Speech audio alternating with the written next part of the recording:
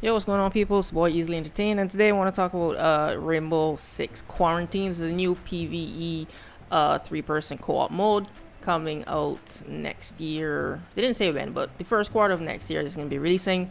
I just want to talk about my thoughts, my expectations for this game. If you don't know what this is kind of a full-blown game made from the concept of Rainbow Six, the Outbreak mode. If you've never seen that, if you're pretty new to Siege, you didn't know what that whole mode was, I'll leave links in the comment section down below to those 3 missions, where you can watch and kind of see how Siege would play if it was a PvE game. Now, if you didn't watch the interview at the end of the UB conference where they were talking about this game, basically what they said was you don't need to have any experience in Rainbow Six Siege in order to enjoy this game. This is a complete standalone game by itself. It will have the same type of gunplay and gadget deployment mechanics, but that's about it. And we will be seeing some operators from Rainbow Six Siege because as you can see from the end of the teaser trailer, we have Vigil and Ella rescuing whoever this person is on the floor. Now, so here are my expectations for this game, my thoughts on it. The first thing is, yeah, they said the gunplay and mechanics are going to be the same.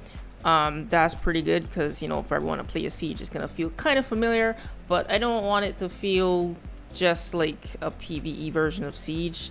How do I explain this? But I want this to be like this game to have its own identity, not just take every Siege element and just put it against PvE. So you'll feel like you're playing Tower Sun with different enemies, and that's kind of how the Outbreak mode felt. It did have a few different features. We got flashlights for the first time. They added different melee takedowns for some of the zombies. So little features like that, I want them to expand upon and add more of those so it feels just different and the game has its own identity.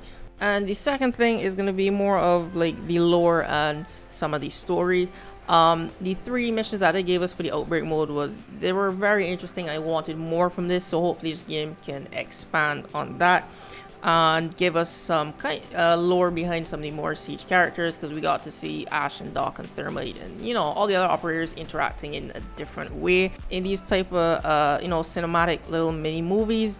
And I think they should keep doing this, kind of like how Overwatch does it, because that's going to bring a lot more interest to the game. I think that's actually how I have some interest into Overwatch. I don't personally play the game, but I do like their cinematics, and Siege has proved that it can do that. So hopefully this game can expand more upon that. And the third thing would be the operators. I do hope that we get different operators for this game, and it doesn't just copy, well, not copy, but borrow some operators from Rainbow Six, because like I said in the trailer, we saw Ella and Vigil rescuing this person on the floor. And my problem with that was, for the Outbreak mode, a lot of the operators that they used, their gadgets didn't really make sense in let's say a zombie was it epidemic. Their gadgets didn't make sense, so hopefully they create new operators where their gadgets would actually make sense in these type of scenarios. Maybe someone that has traps that where you have to defend a point they can blow up, rather than using Capcan, because Capcan only has 5 traps, Smoke only has 3 of his gas canisters. So I can see what they're going for, but the operators that they picked out of all of them, a lot of their gadgets were not suited for the zombie scenario. So I hope they create new characters and don't just borrow some from Siege.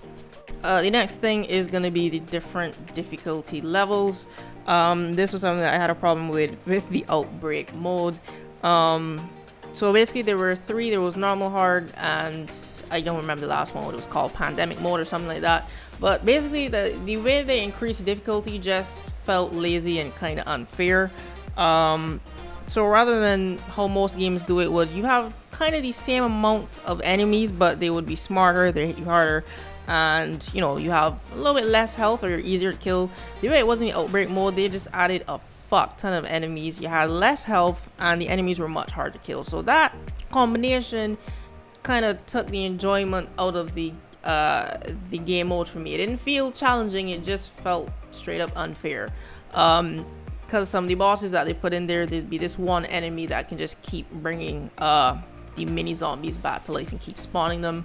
And then we have the running enemies that they can just teleport all of them out. They'll teleport close to you while running away from the horde. So yeah, they were just mixing and matching and throwing any and every type of enemy types at you for the pandemic game mode. So if they do have like a, let's say, a hardest difficulty, maybe they can go about it a bit better. Like I said, make the AI a bit smarter, more reactive to, if you step on glass or whatever. Because there is a stealth element in the outbreak mode. There was, so if you were shooting guns that didn't have suppressors, they would hear and this would alert everyone. So make it easier to alert enemies by not only you have to watch where you shoot, but also what you step on. Little things like that. Just don't just add a fuck ton of enemies and say okay, this is the hard difficulty. I just want them to go about being smart about how they make the modes more difficult.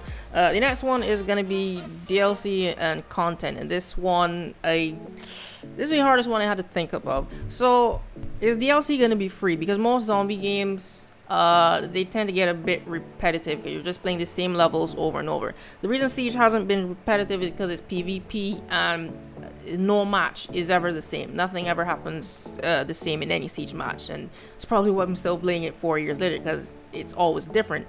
In most zombie games that's not the case, and the outbreak mode is no different. I got tired of it after a while, plus it was only 3 missions. But if this is a full game, I do think they're gonna add DLC, because that's gonna keep it alive. Most Ubisoft games are games as a service. But is DLC gonna be free?